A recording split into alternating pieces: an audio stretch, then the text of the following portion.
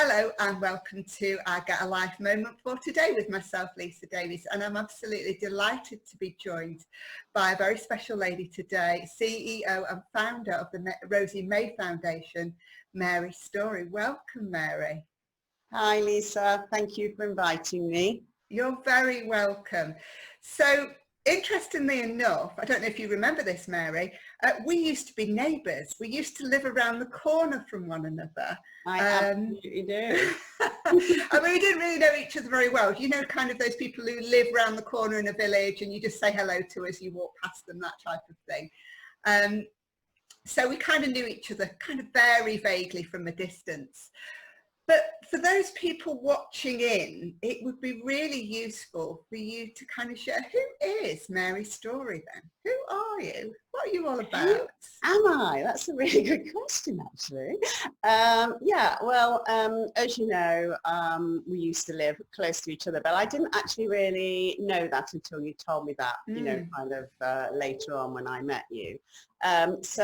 Basically, I've lived in the same village now for over 30 years. Right.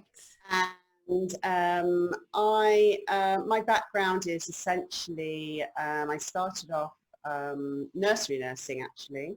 Right. And then I progressed to nursing, so I trained at the QMC. I worked as a paediatric nurse. I then moved to Grantham Hospital. Then I worked in the community, and then I went into teaching. Right. Okay. So I set up one of the first NNEB courses with a colleague actually at our local college. And we, in fact, took the first students to Romania just as the revolution had happened in Romania. You know, when all those images came out of children being tied to their cots. And oh, yes. remember, we took, so in 1981, which was a year after the revolution, we took, I mean, I don't know how we did it now when I look back, but we took a bus full on a minibus, from here to Bucharest. Wow. Of students who, I mean, local students that had, barely been to London, never mind, Bucharest, when, it had just come out of, communism. So we got there and, there were still, bullet holes in all the walls, there was nothing in the shops, just kind of a few rusty tins on shelves, and people were queuing for days for food. And, it was absolutely, just decimated. And we went to one of the biggest orphanages in Romania, in Bucharest, where the children obviously weren't tied to cots anymore, but the children were still there. So so that was, I guess, my first introduction to kind of global, what was happening, kind of in the globe, on a global scale, and global poverty and everything else. So But that's quite a vast journey if you look at the career you'd had until that point. And we lived in the same village in Bottisford in Nottinghamshire. It's a beautiful, very rural location, what you might call well-heeled. You're not likely to be really exposed to that global suffering from that little village where we live. It's all very nice, not quite white picket fences, but not far from that. So quite a dramatic experience for yourself and the students. And when I look back, I kind of realize, in hindsight, how absolutely, as you say, dramatic and life-changing that experience was, for everybody concerned. So that was, and then I carried on teaching, and then I set up my own nanny and au pair agency when I came out of teaching. So I ran that. So that was the first time I kind of started working from home. And so I ran that for 10 years, and we did live-in nannies. We did au pairs that came from other countries to study English and, you know, live with families. And so that was really interesting. We prided ourselves in interviewing, you know, everybody and visiting particularly au pairs in their own homes, so that, you know, we could, you know, ensure that, you know, they weren't being, you know, exploited and you know, everything else. So so then I did that, and and then, you know, then I started the charity. So I mean, if that's not an inspiring journey enough, what you then went on to create is truly inspirational. So share with us, if you would, Mary, how did you move from that very inspiring journey to find yourself where you are today? Yeah. So a lot of people will know my story, but I never assumed that everybody does, of course. So our only daughter, Rosie May, was tragically murdered in December 2003. So following that, we obviously had the aftermath of the murder trial and everything else, which went on for about a year in total. And during that time, we decided that, well, we did a few things, actually. We did a few things. We did quite a lot, actually. Yes. We did a ball in memory of Rosie May for 300 people. We did... I remember a song being released as well at the time. My husband, recorded Brown Eyed Girl in her memory, which was endorsed by, tell me, I'm gone. Come on. Who is it? Brown Eyed Girl. Oh, Morrison, was it? Van Morrison. Yes. Who rarely does, you know, anything like that. In fact, he sang it himself as a tribute to Rosie May when he did a concert at the Royal Concert Hall in Nottingham. So anyway, so we did a few things, and but what happened during that time was that we had money sent to us from people all over the world, actually. I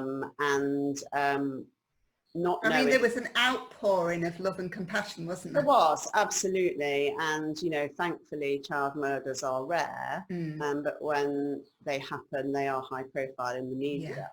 So, you know, we had, you know, letters and, you know, £5 in envelopes from, you know, a senior citizen up to some people did, I remember a group in Ireland, I think it was a sports group, might have been a rugby group, did a fundraiser, you know, and all this money was raised, as you say, out of pure compassion and actually for our family. We felt, I don't know how we felt really, but we kind of felt, you know, we just needed to keep it for the time being, put it somewhere. So Graham's father opened up an account and we kind of put it into an account. And as time went on, you know, we this accumulated basically, and we actually sold the CD as well for the charity, because obviously we set up a charity so that we could have a charity account for the money. And we sold over 3,000 copies of that CD. So yeah, and then the following Christmas, we decided we didn't want to be here. It was too painful to be here with the recollections of the year before. So we went to Southeast Asia to get away from everything, and we wanted to go somewhere where Christmas wasn't celebrated. So, you know, not a Christian country. And we stood on the shore of an island just off Sri Lanka on Boxing Day. And of course, 2004, people will remember that date, absolutely. And the tsunami hit, 2004, you're right. So obviously we were lucky to survive. The day before, we planted a little palm tree in Rosie May's memory. And after the wave had hit the island, we went back to look for it, thinking it would just be completely gone. Yeah. As because, you know, the wave had damaged things like it had pulled all the docking where the seaplanes land out of the sea. It had severed the legs of the bungalows, you know, the water bungalows, the stilts. Yeah. They were severed. And we found the palm tree, and there it stood miraculously with debris swirling all around it. And we thought, wow, you know, this is incredible. Yeah, exactly. And that was our inspiration for, you know, kind of doing what we did, because we got back and started to watch on TV the death toll rising in Sri Lanka and the thousands of children that had been made parentless by the tsunami. We had an amount of money, which we'd already given half of it actually to Sheffield Paediatric Intensive Care Unit, where Rosie May spent the last 48 hours of her life. But that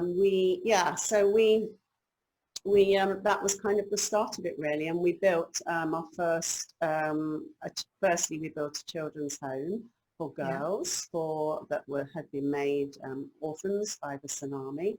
And that was, you know, how we started the charity.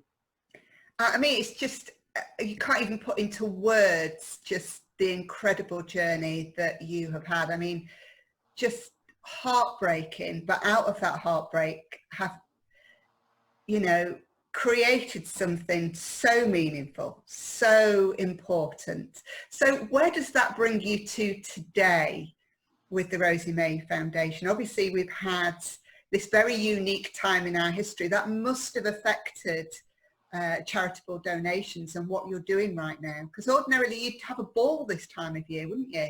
Yeah, in fact, our ball would have been on Saturday, July the 4th, and we were predicted to raise over 60,000 on the night. So absolutely devastating for us. And the really difficult thing with events is that actually it's very difficult we've had to cancel, because it's actually very difficult to postpone. Because, you know, how can we say, well, okay, you know, we'll run it again in October, or we'll run it again, you just don't know at this moment. You just don't know. So we've had to cancel. So very, very challenging times. We are struggling, to be frank. You know, our money, our income that we earned for the charity came mostly from events. So I would say 75% came from events, and of course events have just dropped off the calendar. No such word anymore. It's just gone. So, you know, we are in a time where we need to radically change our model. And, you know, rethink everything, but obviously that takes time. And so during that time, we're just in survival mode, I guess, at the moment. And what does that mean for the young women in Sri Lanka? Exactly. And this is the thing, you know, I think the most difficult thing as well about this crisis is that obviously everybody is affected. Everybody in the world is affected. So therefore, it makes it more challenging to raise money for the women that, you know, rely on our support, because obviously everybody is dealing with their own crisis, their own situation. You know, so when we put out an appeal, for example, like I'm just using this as an example, the 2015 earthquakes in Nepal, which is another that we work in. You know, those 2015 earthquakes were the only natural disaster that was happening at that time. So everybody can focus on that. Absolutely, yes. So this is, you know, so this is very different. And the other thing as well is, although we are all, you know, fighting the same disease, we're not actually all in the same boat.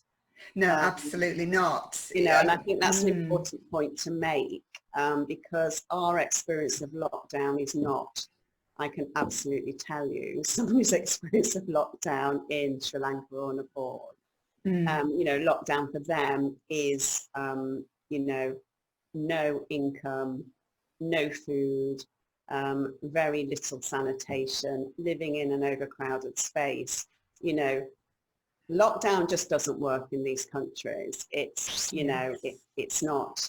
And the healthcare provision is not, I mean, it's not in the same league that we have. I mean, we're very blessed to have the NHS. Exactly. And, you know, so it's very different there. And, you know, there's, you know, no furloughing, there's, you know, your money just stops, and particularly for the women that we support, because they are daily workers. Right. So we've trained the first female drivers in Sri Lanka to drive pink tuk-tuks as yes. And so for them, you know, basically, as here, you know, public transport was just stopped. So of course, so that means their income just stops. So where do they, you know, there's no other income then coming in, you know, there's no, so you know, it is very different for them.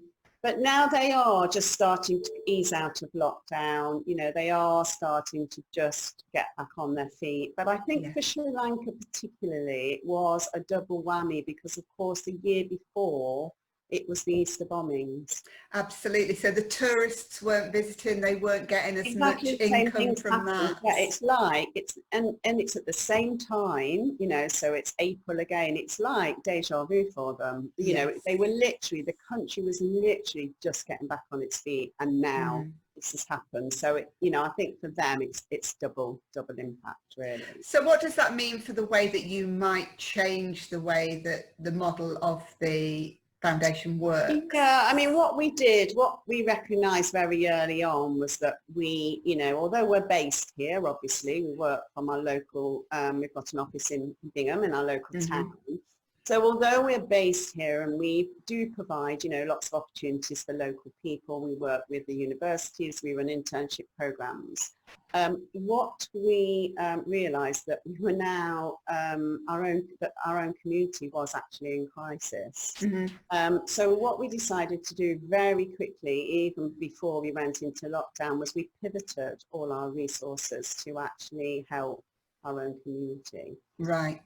So the little pink tuk-tuk that was sitting idle, because obviously all the events it was going to were cancelled. We decided to utilise in our own community. So we mobilised our network of volunteers, we trained them to drive, and we have just completed this week our 3,000th delivery.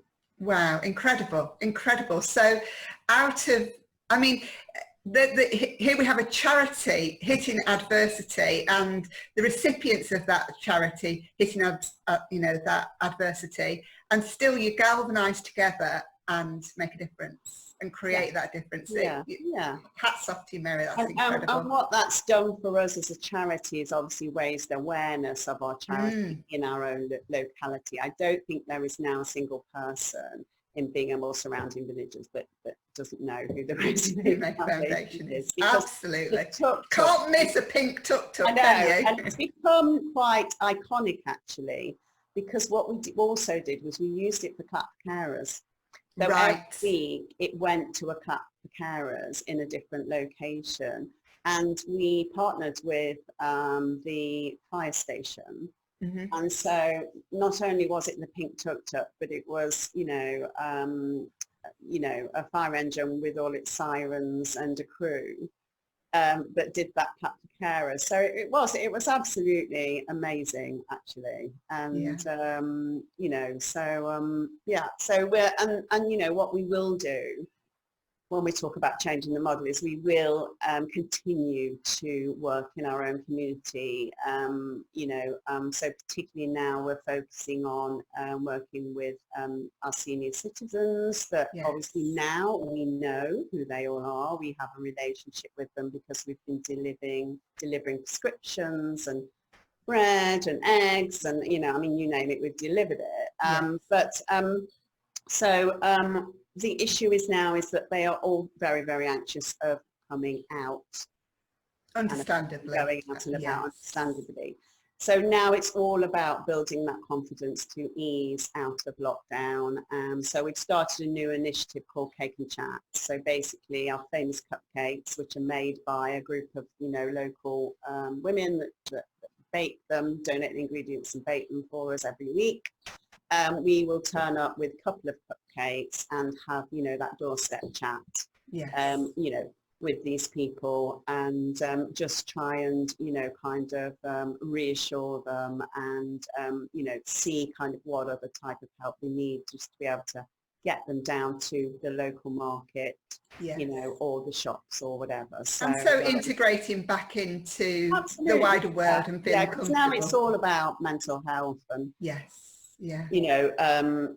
trying to reduce the impact of social isolation, which obviously this has caused, the lockdown has caused. So that's what we're doing there. Events, obviously we're looking at, kind of more online, stuff. And the other thing that we've recognised that is our bloodline actually for the charity is regular giving. Yes. So, people that will give, anything from, we have people that give anything from £3 to 250 pounds a month to sponsor the charity or sponsor a specific family. There are different things that basically you can sponsor, but, what we've recognised is that income stream is not affected by situations like this. So so they've got that continued commitment. Exactly, and that's kind of like our bread and butter. So we are focusing on trying to develop that and expand on that side of things. And it is difficult as people become unemployed and we're going to recession and everything else, and it is and obviously, we are trying to get, government money that's been allocated for small charities. But, I'd need another hour to talk. I'm sure there's lots of paperwork to fill in for that.